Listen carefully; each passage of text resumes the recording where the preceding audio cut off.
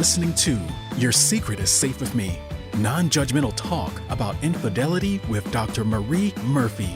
If you're looking for new perspectives on complicated relationship issues, you've come to the right place. Days go by, they're crawling by. Hi, everyone. I'm Dr. Marie Murphy. On this show, we feature tools and guidance from my coaching practice and advice from other professionals whose work pertains to the sometimes complicated business of human romantic relationships. Today, I'm talking with Dr. Richard Gold, who was one of my mentors when I was studying holistic health at the International Professional School of Bodywork in San Diego some years back. Dr. Gold is an acupuncturist, psychologist, and longtime student and teacher of East Asian medicine.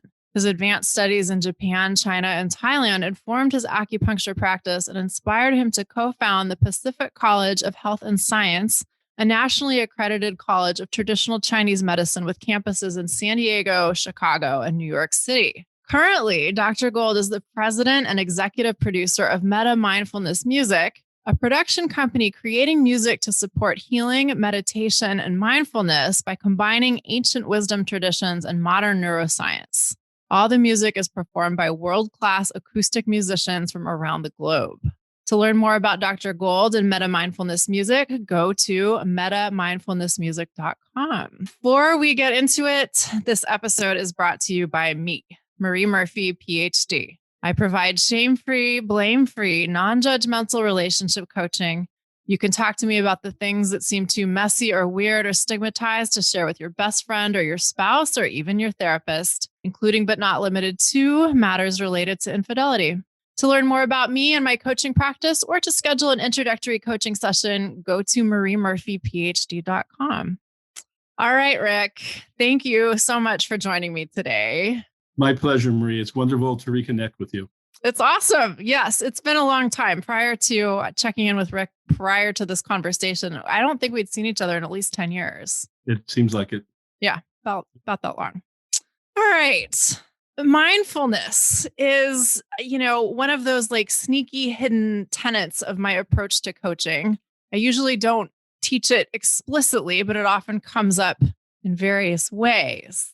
And I mean, mindfulness is like such a catchphrase these days. So let's talk about what we're talking about when we say mindfulness. What does this even mean? Well, I'd like to take it out of even the spiritual, religious realm and more into a psychological, cultural realm. And it means living in the moment and being fully aware of the moment, what's happening inside and outside our experiences of what our mind's creating and what our mind is observing outside of ourselves. And when we're mindful, we observe our thoughts and feelings basically from a state of detachment. We're an objective observer. And we're not going to judge good or bad. We're going to try as hard as we can, or as peaceful as we can, to be a non-judgmental observer. Yeah. So I have to say, when I first started like seriously meditating, one of the things that I found was that, as many people do, that it was really difficult and shocking. And then, later when I started teaching meditation, students would come to me and be like, well, it's so hard. I'd be like, yeah, get used to it. But what I found, interestingly enough, was that when I became a coach, when I started using the tools of coaching, I was able to manage my thoughts in a completely different way, which very interestingly and fortuitously has totally enhanced my meditation practice. Back to your first statement, I took a month-long meditation retreat when I was 20 years old, 50 years ago. And what I learned from that is how hard it was to meditate. And the nature of my mind was beyond belief as far as the rapidity of thoughts, the stupidity, that's being judgmental, the cycle of thoughts, the constant thinking.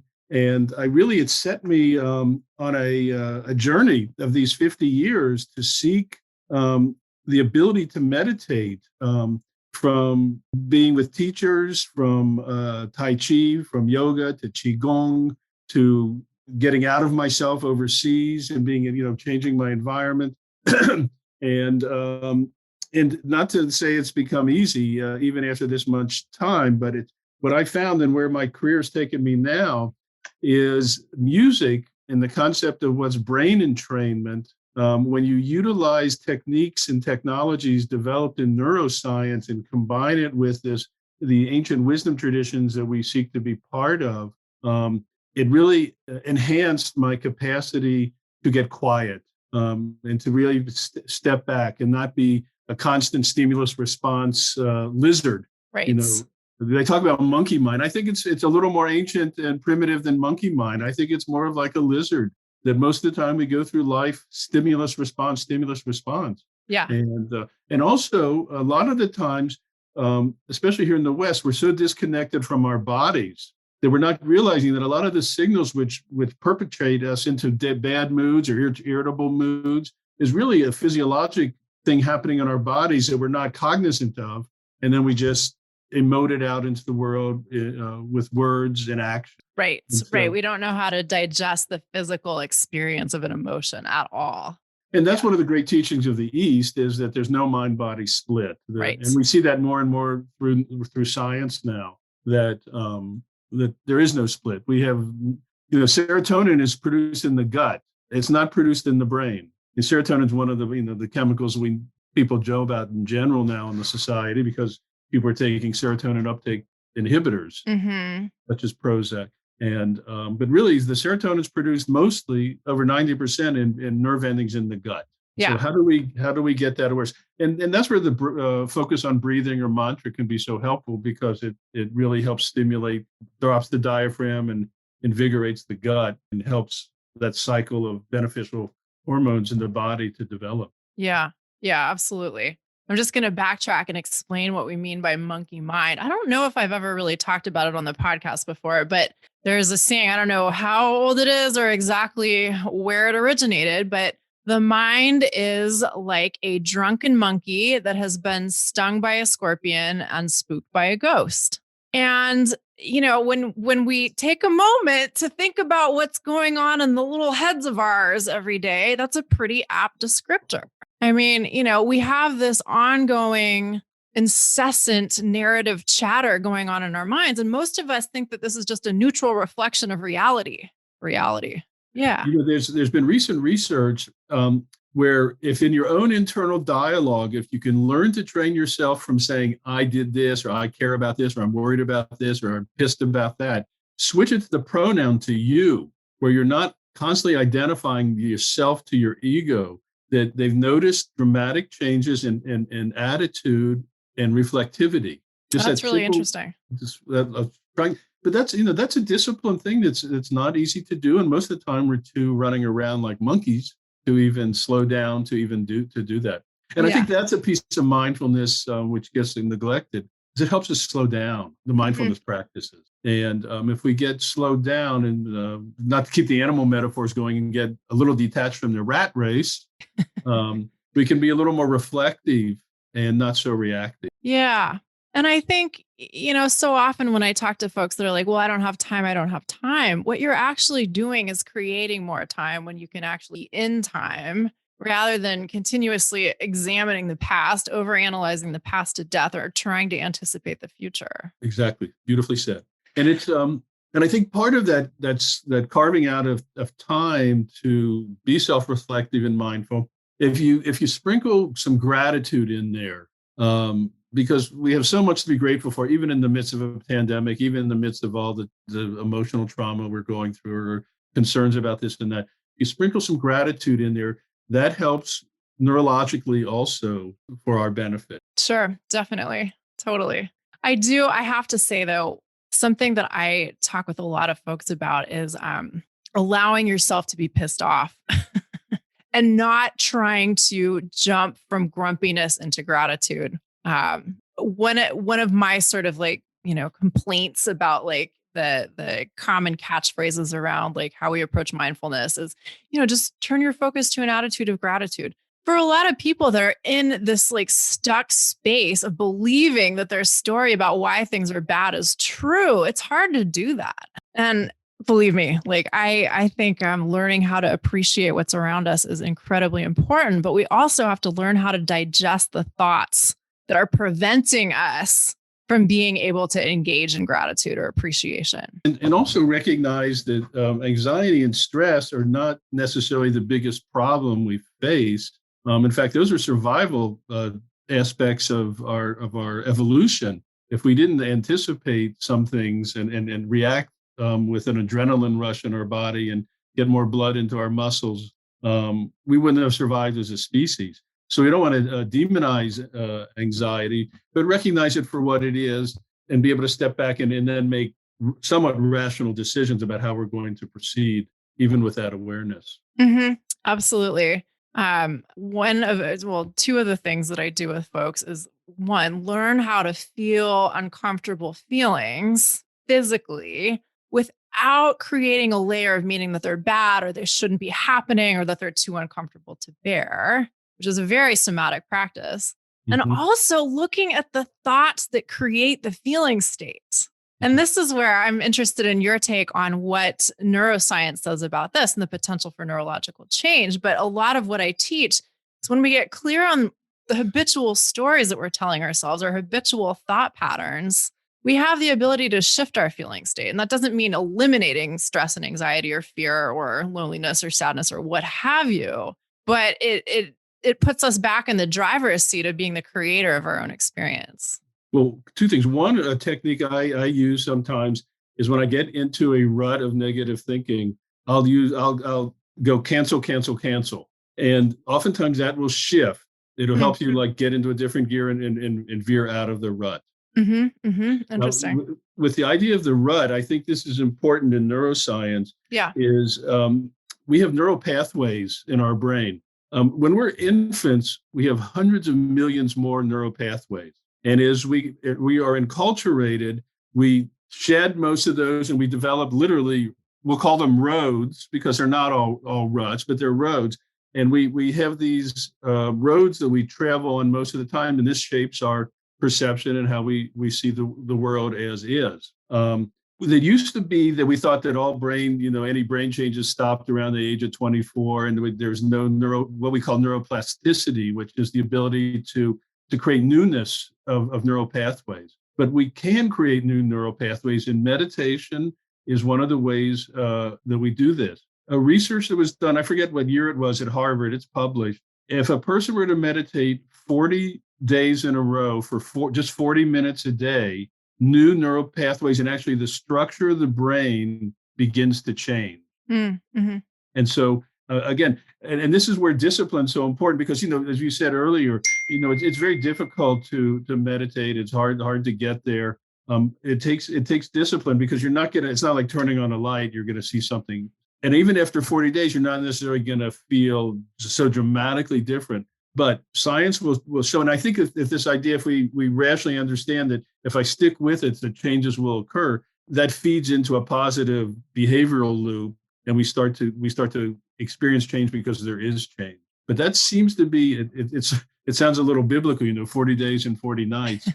But that is the number, and the 40 minutes a day. Then the question comes up because meditation in the United States really got a jolt back in the 60s with the transcendental meditation movement. That was one of the biggest light bulbs that went on in the culture when the Beatles were studying with the Maharishi. And they do 20 minutes. And so that question comes up, well, if I only do 20 minutes, well, you're doing 20 minutes. And it seems like that creates that 40-minute piece of the puzzle, which I think facilitates the kind of neurological changes and the new neural pathways that we develop. So let's address the $64,000 question. What do we do when we meditate? Well, it could be many things, I think.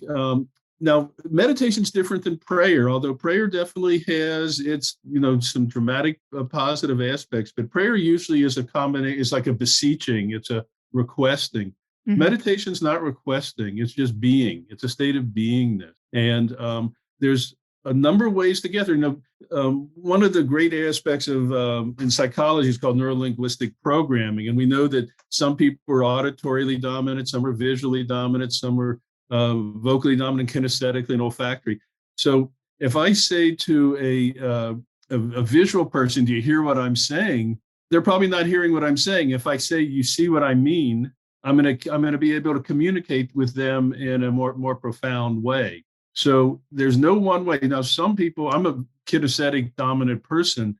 And so one of the ways that I found that I have gotten into very deep states is in receiving therapeutic body work, especially if there's no dialogue with the practitioner. Yeah. And I'm not telling stories. I'm not being listening to stories.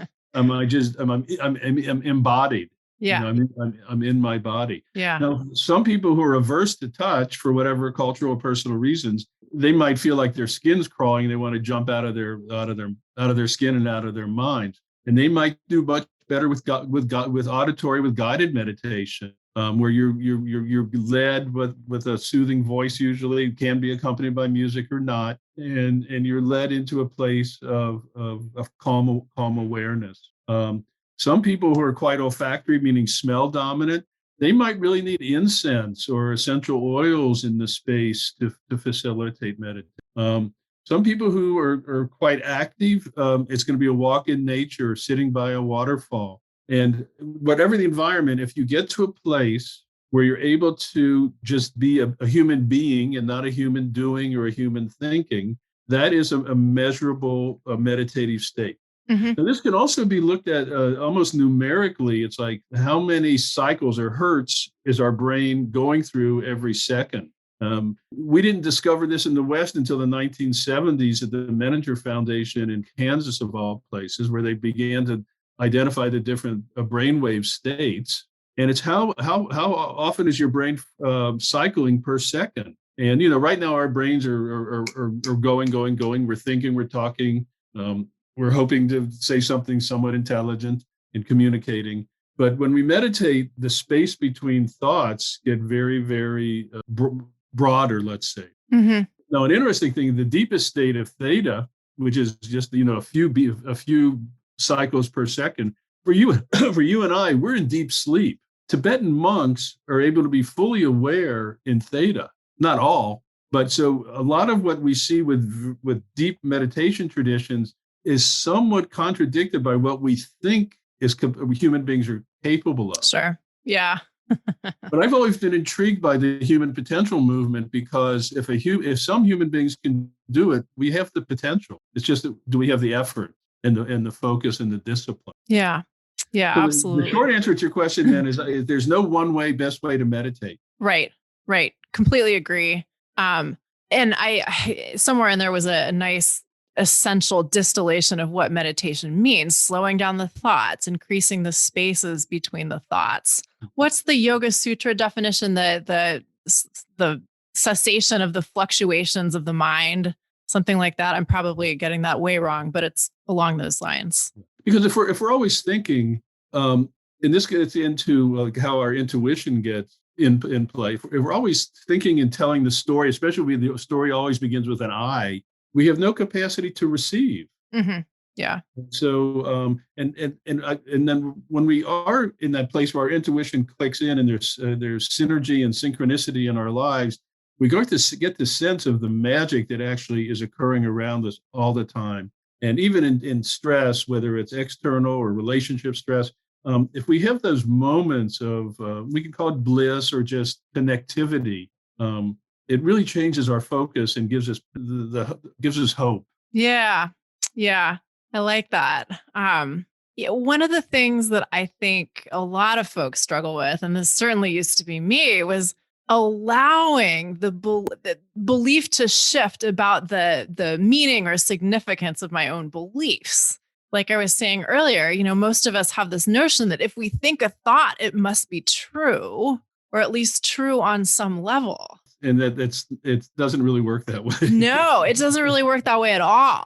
And so and this is a little bit repetitive, but we'll go somewhere else from here. I mean, when I learned through coaching that you don't have to believe your thoughts are not a neutral reflection of reality. Learning that helped me meditate differently, because I didn't believe that all of the thoughts were actually important for me to pay attention to.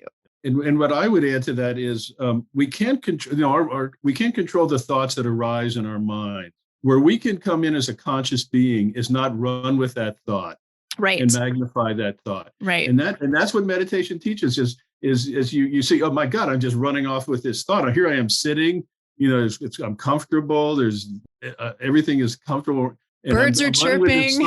And I'm all of a sudden I'm tripping. I feel my pulse rate getting up. I'm starting to get diaphoretic. And really, but there's that choice we make if just stop. And that's where that whole thing of cancel, it can be used as a technique. Just you say that to yourself, is we don't have to run with that thought and recognize that thoughts are going to keep arising up. And you aren't your thoughts, and you have a choice. Right. And I think right. your choice is empowering. Right, exactly. More than one thing can always be true about a given circumstance. And the what I teach is that, figuring out what you're currently thinking and whether it helps you or not opens the door to potentially deciding what else you're going to believe about the circumstance. So of course, for me, the context is usually relationships. Like if you think your partner is an evil jerk because they did X, Y, or Z, could something else be true? And what was their reason for doing X, Y, and Z? Trying to step out of your own reaction to that and try to understand it from within them. Sure, absolutely. There's a lot of ways to mitigate conflict, but it takes heightened awareness. Right. Which is why some sort of mindfulness practice, or at least some sort of willingness to be mindful and present, is so valuable in our relationships. And you can be a meditator and be a member of any religion, or a believer of any religion. It's not East or West or anything like that. And we see techniques that would be considered like meditative techniques in all expressions of religion. Mm-hmm. It's just they're not called that. Sure, definitely. So there's prostrations on the ground, 5 times, and a specific orientation towards a direction, or what's called davening, which is praying and movement. These are all things which become body-mind integrative things and can help lead us outside of our. Yeah, absolutely. Let's talk a little bit more about how we can learn how to encounter the present moment without resistance or expectation. And this is important in all areas of life, all aspects of life, but perhaps especially in the context of our intimate relationships. Run through that again, because it was so heavy, I got blown away. Well, the central question is, how can we learn how to encounter the present moment without resistance or expectation? Well, I think one of it is intentionality. I think that's a crucial thing. And unless you're intentionally seeking to achieve that, it's only going to be accidental that you're going to bump into that kind of awareness occasionally. It has to be an agreement you make with yourself or the other person or persons you're in conflict or processing. Yeah. And so if the intention is to get to a place of stillness or mutual recognition of humanity, and the mutual recognition that we all suffer, that we all have attachments, that we're all conditioned, that we're all enculturated, those after a while, those just become how you approach a moment that you're aware of, that you're projecting most of the time anyhow. And the other thing too is we only see a very small sliver of what is actually going on around us. Our perception is very, very narrow. We only see a small percentage of the light spectrum, or hear a small percentage of the sound spectrum. Yeah. We don't smell as well as our dogs. No, fortunately. Yeah, right. We can never get anywhere and be sniffing all the time. So a lot of it is really setting the intention. And this is what I want. This is where I want to go with my life. I don't want to just be battered by the storm of everything. I want to find a still place within myself where I can observe. And then how we get to that spot is there's been, those paths have been discussed through history. By various teachers and wise people from all cultures, and then what resonates with us. And I think if you find that thing that helps resonate with you, then you will be making progress, and you'll start to see the benefits all around you. There'll be much less conflict. Yeah, I completely agree. There are so many useful meditative traditions, so many useful paths to healing, quote unquote. And I don't think it matters what you choose, as long as you choose something and you actually do it. Yeah. It's not like, exactly. Sorry.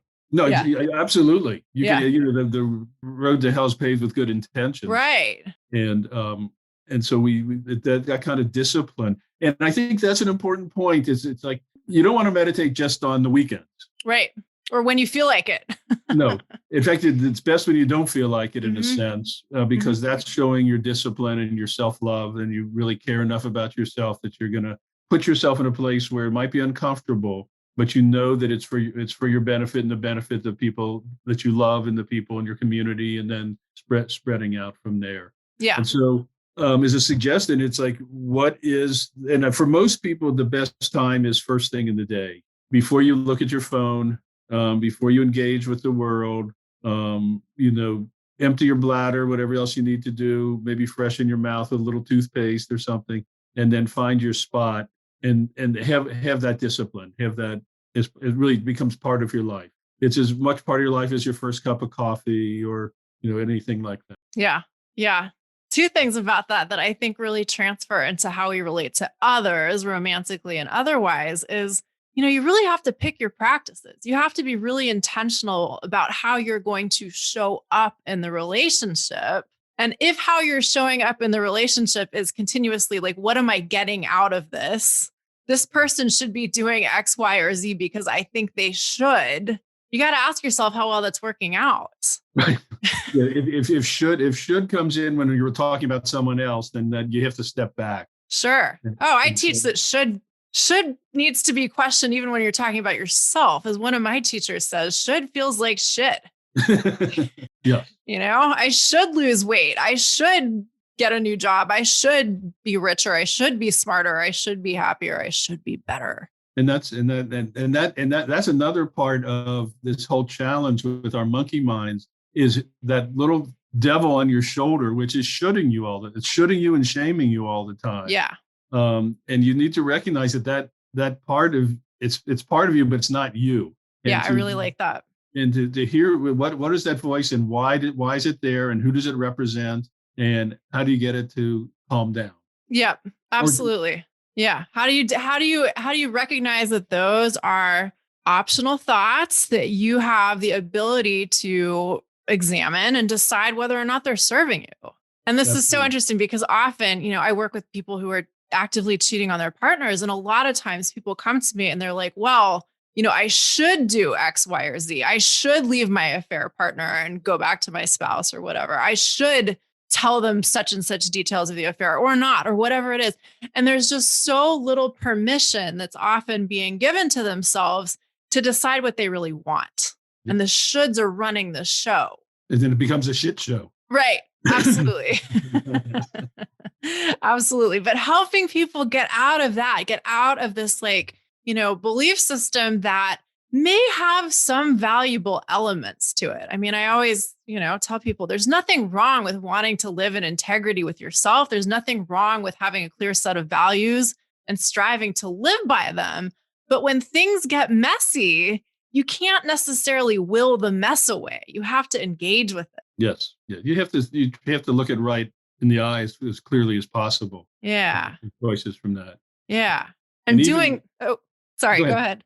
No, and doing that involves, being willing to encounter the present moment without resistance. Yes. And that, my thought on this is that it's always hard to do this. The difficulty may never go away, but the more mindful we can become, the more we can engage in a practice of meeting the present moment, the more able we are to tolerate the discomfort.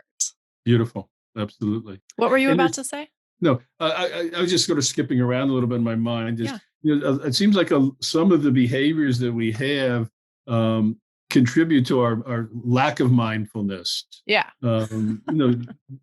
Drug abuse, alcoholism, terrible diets. Yeah. Hate. Yeah. I mean, all these things, they really contribute in negative ways and take us further away from our potential. Yeah, absolutely. And that's part of it, is like, part of the should, if the concept of should is actually leading us to think about what is our real potential, then it's not 100% bad. But if it's just beating yourself up with shoulds, it's not.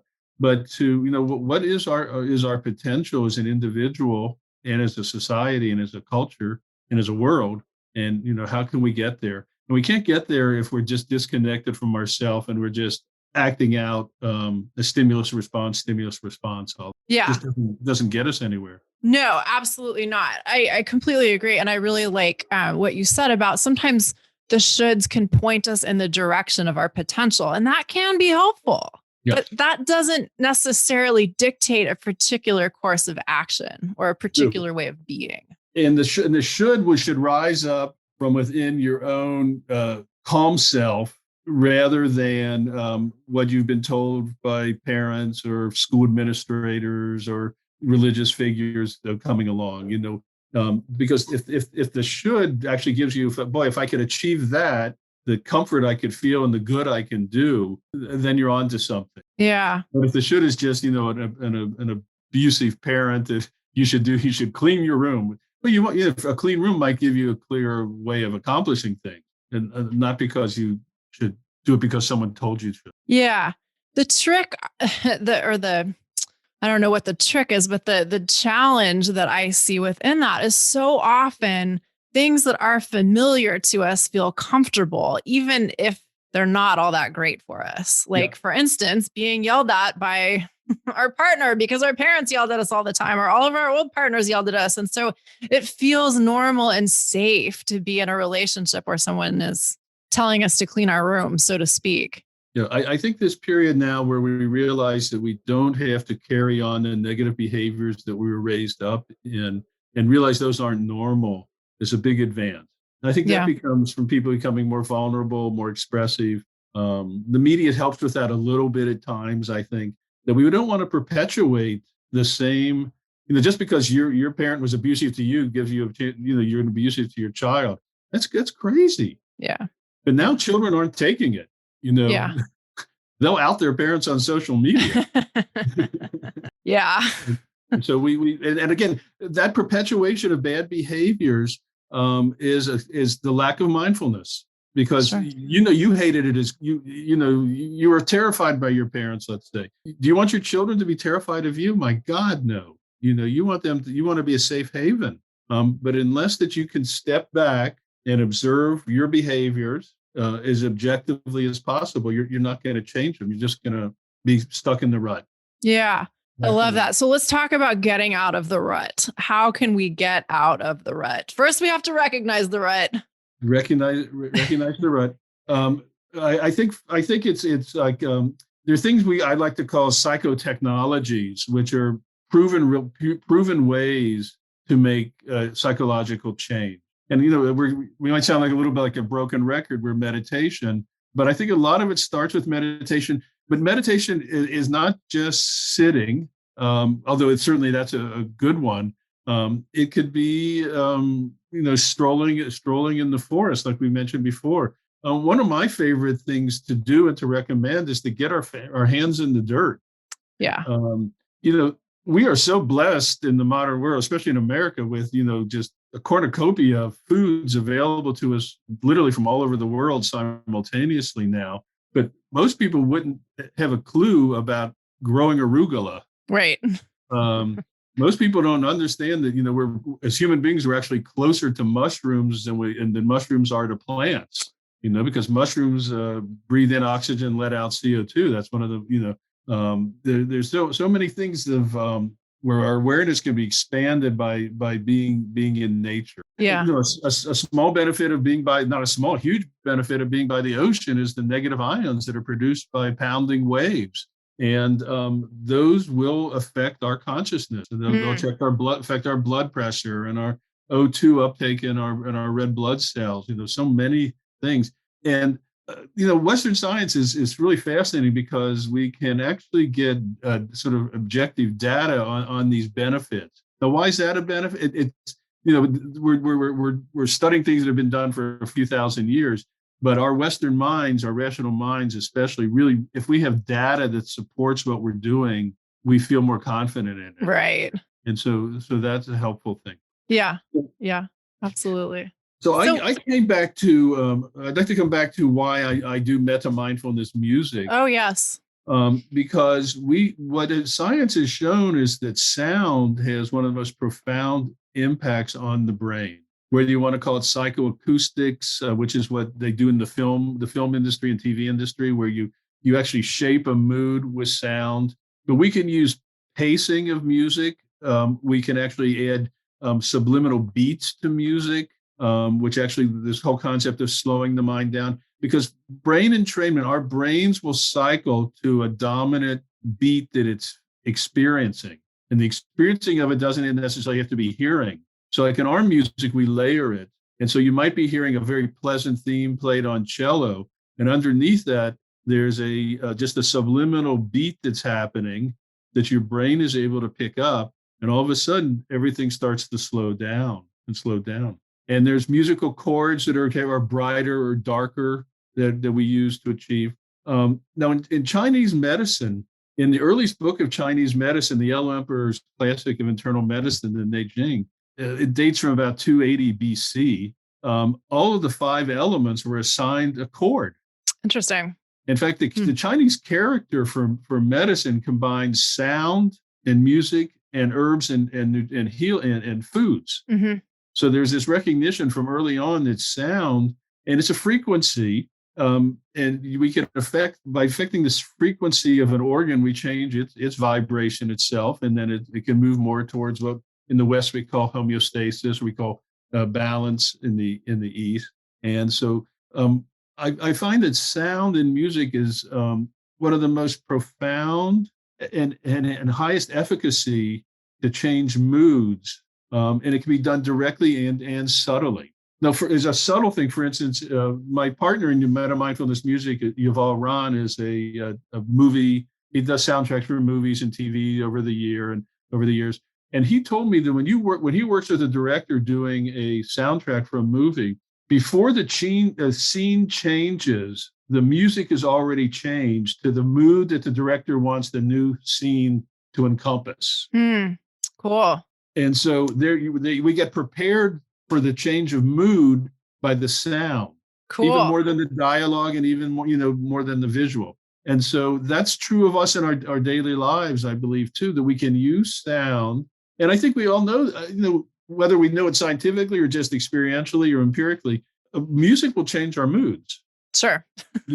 And we see a lot of the trend in music and modern pop, not necessarily pop is the right word, that there's a lot of darkness in the music that's very, very popular. And that's a concern to me. The language is dark, and there's misogyny and violence and things that are not so pleasant often. And that kind of repetitive EMD beat that you feel, that you hear, physiologically, that's not lending us towards mindfulness and lower anxiety or lowering blood pressure and things like that, which mindful music. So before I started with Metta Mindfulness Music, I was using personally what's called binaural beats. And binaural beats, have any efficacy, it has to be used with headphones, where you have one beat, one frequency in one ear and one frequency in the other. Not too disparate, and then the brain makes a third beat in between.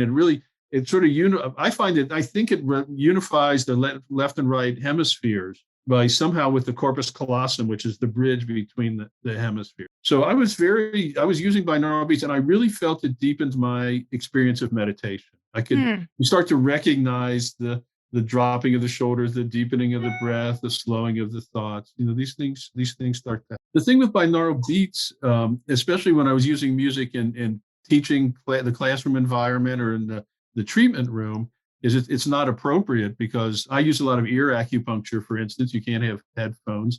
We usually run sound through a whole office. And so when I met Yuval Ron, we met casually. We were both teaching at Esalen Institute at the same time. He was teaching sound and neuroscience, and I was teaching traditional Thai massage, which actually is a meditative healing technique that grew out of the Buddhist monasteries in Thailand. I approached them with the idea of, is there a way to use pleasant music to also enhance meditative consciousness? Because binaural beats can become a little irritating if it's not subliminal. Mm-hmm. And a lot of the binaural stuff is not subliminal. You're hearing like a tapping sound in one ear. It becomes like you're in a cage with crickets. And so that was the birth of our idea, was to have something with a high level of musicality placed by acoustic musicians. Again, because the measurable vibratory frequency of sound that'll sound identical to us in a way. So acoustic instruments, when you measure the arc of the frequency of the sound coming off of an acoustic instrument and then compare it to something that'll sound to us alike that's computer generated, it's like looking at a picture of a dessert or actually eating the dessert. I mean, there's that much a discrepancy between the vibratory capacity of a real instrument compared to a synthesized instrument. And that's why we work with acoustic musicians, because we want to create as much depth of vibration and depth and height of vibration as possible. Cool. I need to check this out. Can you tell us a little bit about what this music can be useful for in our day-to-day lives as individuals and as people in relationships? Well, the particular music that I'm talking about that we're producing, I believe that it really helps create the capacity for a meditative, mindful experience, and it doesn't have to be a seated experience. Again, it could be while you're cooking or even while you're taking a walk, or we don't recommend doing it in the car while you're driving. Sure. Yeah. Or you're using heavy equipment. When you're driving a forklift, do not use this. Forklift, yeah. So, we want to create an environment where, so the music can set a mood, and I think if you're in the proper environment of mood, then real communication can occur. That's great. Because you're coming from a place of calm internal awareness, and I think that can become very, very crucial to effective communication. Yeah, absolutely. Coming back to relationships, that's a crucial thing, is effective communication and being in the present, because all of a sudden the light bulb of love can turn back on in an instant, I think. Yeah. Absolutely. If there's a true communication and trust that comes with it. Yeah, absolutely. I completely agree. And even if the light bulb of love doesn't come back on, so to speak, a sort of appreciation and positive regard for your partner can come back on where there's been acrimony or conflict or despair. All the old stuff doesn't have to be with you. Yeah, we don't have to carry our past is not our potential. Yeah. We don't have to carry that baggage. And I find that meditation, or again, whichever ways we can get to that place of detachment from ego, and not to say that ego is not important. Ego has its place, believe me. But if we realize if our attachment to ego is causing conflict in the environment where we want to have peace and harmony and communication, we're self-sabotaging. We're not progressing. Yeah. And another piece of that is, I firmly believe that we are always in an evolutionary process. Evolution didn't stop with humanity coming to be, however we got here the way we are. And it's an evolutionary process. And I think an important part of that process is self-awareness. And then we have the capacity to move forward, because we're still reenacting the same things we did in very primitive times constantly. We have to get beyond war, for instance. Amen. That'd be nice. We have to get beyond destruction of the planet. Yeah. And destruction of each other, and destruction of self, or destruction of relationships, destruction of family. And we're not going to do it without some level of mindfulness, because then we're still in a stimulus response state, and we're not going to evolve and progress. Yeah, I'm with you there. And I mean, I don't mean to make it sound like we're prescribing this like wonder cure, but it really, I mean, it's like, I would never suggest that someone not brush their teeth. It's kind of as essential as that, as far as I'm concerned. And that doesn't mean you have to do it, but it does mean there are great benefits from finding some sort of mindfulness practice, just as there are benefits to keeping your teeth clean. And one reason I would recommend sound and music is it's a bit of a shortcut. When I describe it, like the music actually helps gently push us in a direction of meditative mindfulness calm. So I went from my own personal experience of this really helped me out of a rut of sort of beating my head against the wall in meditation, and it pushed me to a place. And then when I had this a unique opportunity of meeting Yuval, who had a similar interest and had the skills to create such beautiful music, it just seemed like, why not go for it? Cool.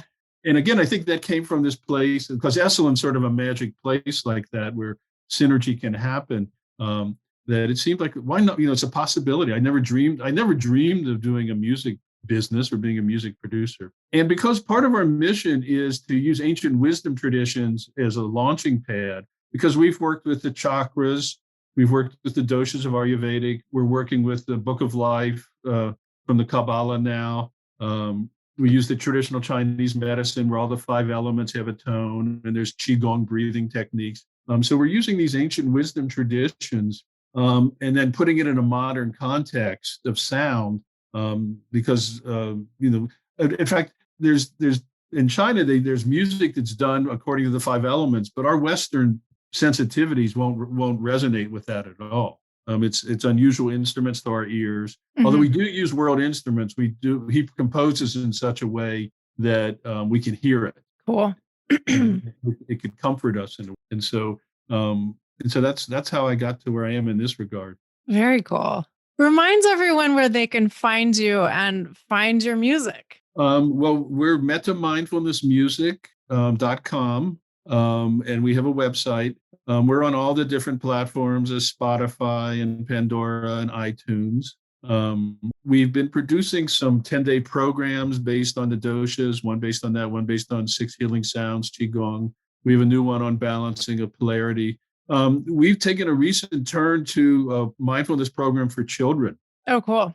Wow. We're targeting like 3 to 11 years olds, and we worked with a Montessori teacher who wrote scripts for us. And we just beautifully, wonderfully, synergistically, a neighbor of Yuval's was a producer of children's show for the BBC for many years, and she moved to California now. She narrates for us. So we're working with children because, it's great for all of us older people to develop mindfulness practice. But if we can bring this to children, I think we can create a cultural revolution in a positive manner where children can actually act with mindfulness and feel more comfortable within themselves and accept differences. Sure. And find some sort of calm and peace in themselves. It's a challenge now with with the phones and the social media and that constant input. As crazy as our minds are, I think technology is speeding us up even more. Yeah. So the necessity to back off is even. Yeah. So true. And one other thing too, I'd like to share, which is because I've practiced clinical acupuncture for 40 plus years now. A lot of people think of acupuncture only was mainly for treatment for pain or things like that. Acupuncture can be one of the most relaxing experiences you'll ever have. It's a very, very calming. So when you combine that with a healing environment and potentially healing music, and some people are comfortable with aromatherapy, it can be a very, very powerful experience for mindfulness. Couldn't agree more. Well, on that note, thank you so much, Rick. This has been such a pleasure. An hour's gone by already. Wow. Close to it. Thank you. You're very, very good interviewer. You ask great questions. It's a pleasure to reconnect. Thanks, Rick. And thanks to everyone for listening. If you enjoyed what you heard today, we hope you'll head on over to iTunes to rate and review the show. See you next time. Thanks for listening to Your Secret is Safe with Me with Dr. Marie Murphy.